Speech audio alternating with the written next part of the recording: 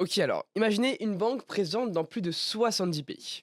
Une banque qui se veut au service des pays pauvres, financée par des pétrodollars. Maintenant imaginez que cette même banque travaille aussi avec Pablo Escobar. Blanchit des milliards pour les cartels de drogue, finance des terroristes, infiltre des gouvernements pour à la fin s'effondrer dans un scandale mondial. C'est entre autres l'histoire de la BCCI surnommée la banque des criminels. En 1972, Aga Hassan Abedi, un banquier pakistanais, fonde la BCCI. C'est la banque de crédit et de commerce international. Son rêve à ce banquier, c'était de faire de cette banque une banque mondiale pour les pays en développement. Il est soutenu à coups de millions par l'émir d'Abu Dhabi. Grâce à ça, la BCCI s'étend de partout.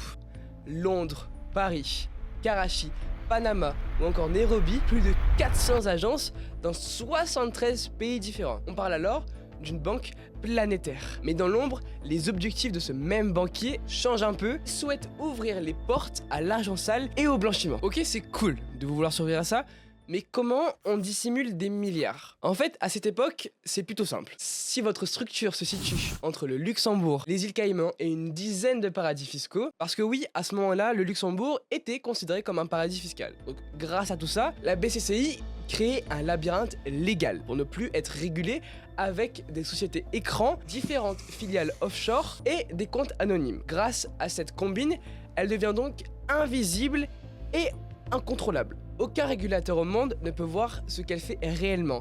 Et ça, c'est exactement ce qu'elle veut. À ce stade, la BCCI devient la banque de référence pour tous ceux qui veulent cacher leur argent. Mais est-ce qu'il y a des règles? Bah, bien sûr que non.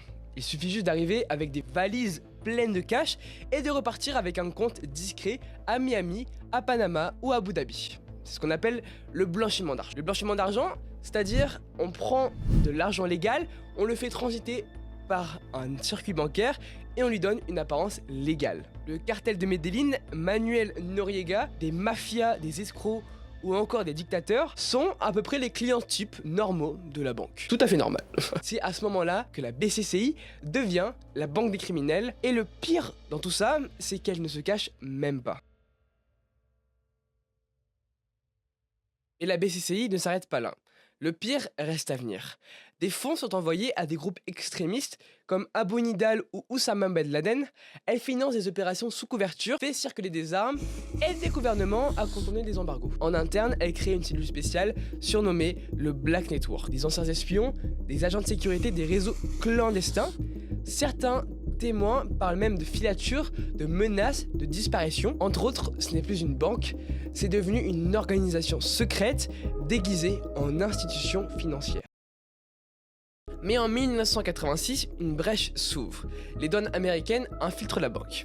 Durant une opération du FBI, 2 agents se font passer pour des blanchisseurs. Et le meilleur pour eux se passe.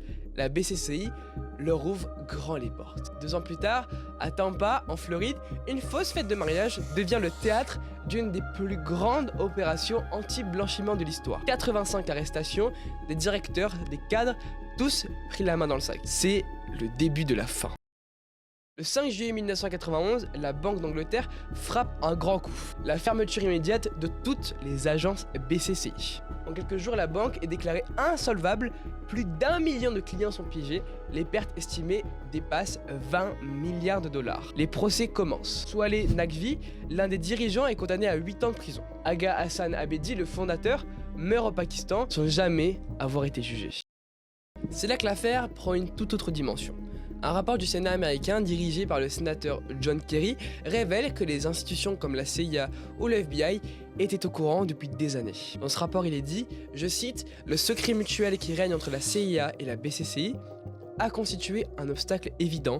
Pendant plusieurs mois, la CIA a refusé de fournir au sous-comité des informations sur son implication et sa connaissance de la BCCI. » Moi, je me demande pourquoi ils n'ont rien dit s'ils savaient. Parce que la BCCI aurait servi à financer des opérations secrètes, des livraisons d'armes, des soutiens discrets à des alliés pendant la guerre froide. En effet, l'ancien directeur de la CIA, William Casey, aurait eu des contacts avec des trafiquants d'armes iraniens Ben Banerjee et Cyrus Hachemi via la BCCI. Pendant que les puissants ferment les yeux, les vraies victimes, elles, n'ont rien vu venir. Au Nigeria, en Inde, aux Philippines, des milliers de petits déposants, de commerçants, de familles perdent tout. Certaines filiales locales sont pillées pour combler les trous ailleurs. Des gouvernements sont contraints de renflouer, d'autres laissent couler. Ce scandale devient une faillite morale autant que financière. Cet énorme scandale a donné lieu à de multiples réformes. Aujourd'hui, les banques doivent désormais connaître leurs clients, la KYC, qui consiste à vérifier l'identité des nouveaux clients. Un organisme national voit le jour, le GAFI, pour traquer les flux suspects. Si ça vous intéresse, il y a un site qui donne une autre version de l'histoire, le site bccibank-insight.com. Ce site a été créé par des anciens membres de la banque. Je vous préviens, le site ne parle pas du tout du scandale et de blanchiment d'argent, etc. La banque n'a pas seulement été la banque des criminels, elle a été le miroir de notre monde, un monde où l'argent circule plus vite que la loi, un monde où les frontières s'effacent pour les puissants, mais pas pour les victimes. 30 ans après, une question demeure. Et si une autre BCCI existait déjà, quelque part, en silence. Merci à tous d'avoir suivi cette vidéo, j'espère qu'elle vous aura plu. Si jamais elle vous a plu, n'hésitez pas à me soutenir en mettant un petit pouce bleu, en vous abonnant à la chaîne et en activant la cloche de notification. Et sur ce, on se retrouve dans 2 semaines pour une nouvelle vidéo. C'était Timothée.